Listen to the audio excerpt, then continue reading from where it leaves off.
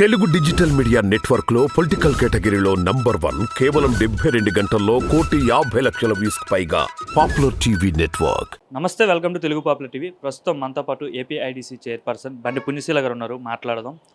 Madam, Vijayawada MP, sitting MP, Telugu Desam party తరఫున గెలిచిన ముగ్గురు ఎంపీల్లో ఒక ఎంపీ. ఆయనకి తెలుగుదేశం అధిష్టానం వచ్చే ఎన్నికల్లో టికెట్ ఇవ్వబోమని అయితే స్పష్టత ఇచ్చినట్టుగా అయితే ప్రచారం జరుగుతుంది. దానిపైన కూడా ఆయన పోస్ట్ చేసిన పరిస్థితి మనం చూస్తున్నాం. ఏంటి, కేసీఆర్ నాని వైసీపీతో టచ్లో ఉన్నాడు, వైసీపీ పార్టీలో జాయిన్ అవ్వబోతున్నాడు, విజయవాడ నుండి లోక్సభ నుండి పోటీ చేయబోతున్నది అయితే ప్రచారం జరుగుతుంది. ఎట్లా ఉండబోతుంది? ఒకవేళ ఆయనతో మీతో టచ్లో వచ్చాడు మీ పార్టీతో, నెక్స్ట్ ఒకవేళ పోటీ చేస్తే ఎలా ఉండబోతుంది రిజల్ట్? కేసినేని నాని గారు డిక్లరేషన్ అయితే ఫేస్బుక్ ద్వారా, ట్వీట్ ద్వారా ఆయన చెప్పడం అయితే జరిగింది. అది వాళ్ళ నాయకుడికి ఆయనకి ఉన్నటువంటి మ్యూచువల్ అండర్స్టాండింగు, ఆయన అభిప్రాయాన్ని ఆయన వ్యక్తపరుచుకున్నారు.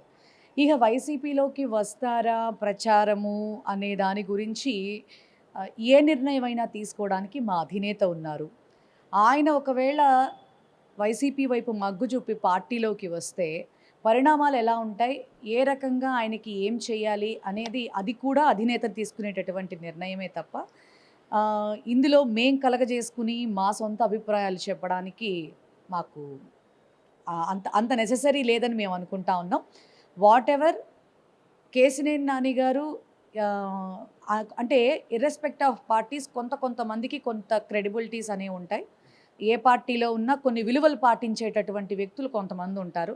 అలాంటి వ్యక్తుల్లో కేసినేని నాని గారు కూడా కొంత విలువలు పాటించేటటువంటి వ్యక్తి కాబట్టి మేబీ ఆయన మా పార్టీలోకి నిజంగా మా అధినేతను సంప్రదించి ఆయన గనక మా పార్టీలోకి వచ్చి మా అధినేత వారికి ఏదన్నా ఇంపార్టెన్స్ ఇచ్చి ఎక్కడైనా కీ రోల్ ప్లే చేయమని ఇస్తే అప్పుడు మా పార్టీ తరపున అప్పుడు మేమేం చేయాలనేది కూడా మేము కూడా ఆ సపోర్టివ్నెస్ అనేది ఖచ్చితంగా అప్పుడు మేము కూడా తెలియపరుస్తాం. అంటే ఓడిపోయారు మీరు విజయవాడ లోక్సభ స్థానం, అంటే గెలిచిన అభ్యర్థి ఆయన సిట్టింగ్ ఎంపీ కదా, ఎట్లా ఉండబోతుంది ఆయన ఇంపాక్ట్ అనేది ఎట్లా ఉండదు? ఎందుకంటే మీరు కూడా సిటీకి సంబంధించి ఫ్లోర్ లీడర్గా గతంలో పనిచేశారు అండ్ ఇప్పుడు కార్పొరేటర్గా ఉన్నారు. ఎట్లా ఉండబోతుంది అంటారు? అదే చెప్తున్నాను కదా, ఇర్రెస్పెక్టివ్ ఆఫ్ ఆల్ పార్టీస్ కొంతమందికి కొన్ని విలువలతో కూడినటువంటి రాజకీయాలు చేసేటటువంటి వ్యక్తులు ఉంటారు కొంతమంది. ఆ వ్యక్తుల్లో ఆయన వేరే పార్టీ ఓడైనా కొంచెం గౌరవప్రదంగా ఉండేటటువంటి వ్యక్తి కాబట్టి ఏ పార్టీలోకి వెళ్ళినా గౌరవ మర్యాదలు అనేవి ఖచ్చితంగా ఉంటాయి. ఎదుటి వ్యక్తుల్ని సంస్కారవంతంగా గౌరవంగా చూసేటటువంటి ఆయన బిహేవియర్ ఖచ్చితంగా ఇది ఇప్పుడు మనకి ఆయనకి మంచే చేస్తుంది. ఎందుకంటే ఇంకొకటి ఏంటంటే ఆయన ఇప్పుడు ఏం చెప్పారు, నేను పక్క పార్టీలోకి వెళ్తున్నాను లేకపోతే వైఎస్ఆర్సీపీతో నేను మంతనాలు జరుపుతున్నాను నేను చెప్పాల. మీడియా ప్రచారాలు లేకపోతే ఆ నోట ఈ నోట జరిగే ప్రచారాలు గురించి కమెంట్ చేయాల్సిన పని అయితే నాకైతే లేదు. ఆయన కనుక వైఎస్ఆర్సీపీలోకి రావాలని అధినేతను కలిస్తే మా అధినేత తీసుకునే నిర్ణయాన్ని బట్టి మా అడుగులు అనేవి ఉంటాయి. ఖచ్చితంగా ఈయన ప్రస్తుత క్లారిటీ ఇచ్చిందల్లా మా అధినేత నన్ను సైలెంట్గా ఉండమన్నాడు, మా అధినేతకి నేను శిరసావహిస్తాను అన్నాడు. అంత మట్టికే మాట్లాడుకోదలిస్తే ఆయన పార్టీని గౌరవిస్తున్న వ్యక్తిగా మాత్రమే మనం చూడాలి. అంటే ఇంకోవైపు తెలుగుదేశం పార్టీ తరఫున ఎంపీ అభ్యర్థిగా ఎన్టీఆర్ మనవరాలు, బాలకృష్ణ కుమార్తె, చంద్రబాబు కోడలు, లోకేష్ భార్య బ్రహ్మణి గారు ఇక్కడ కంటెస్ట్ చేస్తారనేసి ఇంకో ప్రచారం జరుగుతుంది. అందుకే కేసీఆర్ నాని సిట్టింగ్ ఎంపీ కాకుండా టికెట్ ఇవ్వమనేసి ఒక క్లారిటీ ఇచ్చినట్టుగా చెప్తున్నారు.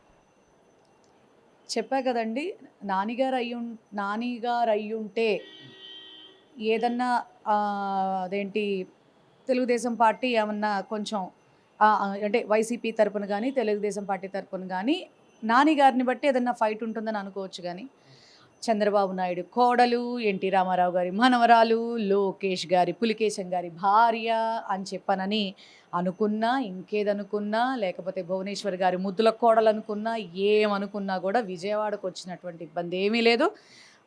అసలు ఇంకొకటి కూడా మీకు చెప్తాను, ఖచ్చితంగా నాకు తెలుస్తున్నటువంటి మీడియాస్ ద్వారా కావచ్చు, మా పార్టీ పెద్దల ఆలోచనలు కావచ్చు, విజయవాడ ఎంపీ స్థానం ఈసారికి ఎస్సీ అని చెప్పని కూడా మేము ప్రచారం వింటా ఉన్నాం.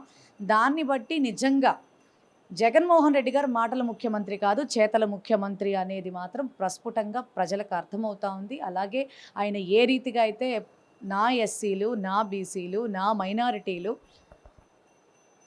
నా వెనుకబడిన కులాలు అని చెప్పని ప్రతి ఒక్కళ్ళని కూడా బడుగు బలహీన వర్గాలకి ఉన్న 5 సంవత్సరాలు ఏ రీతిగా పెద్దపీట అయితే వేశాడో ఇప్పుడు సీట్లు ఇచ్చేటటువంటి విషయాల్లో కూడా అదే ఫ్యాక్ట్ని మెయింటైన్ చేస్తూ ముందుకెళ్తున్నటువంటి నేపథ్యంలో మరి ఒక ఎస్సీ సామాజిక వర్గానికి సంబంధించినటువంటి వ్యక్తికి ఇవ్వబోతున్నారు అనేది ప్రచారంలో ఉంది. ఇది కన్ఫర్మేషన్ అయితే కాదు, ఏదైనా అధినేత నిర్ణయానికే ఖచ్చితంగా కట్టుబడి ఉంటాం. ఈసారి విజయవాడ ఎంపీ స్థానం అక్కడ నాని గారు అవ్వచ్చు, లేకపోతే బ్రాహ్మణి గారు అవ్వచ్చు, ఇంకోళ్ళు అవ్వచ్చు, ఈసారి వైఎస్ఆర్సీపీ ఎంపీ స్థానాన్ని కూడా కైవసం చేసుకోబోతోంది.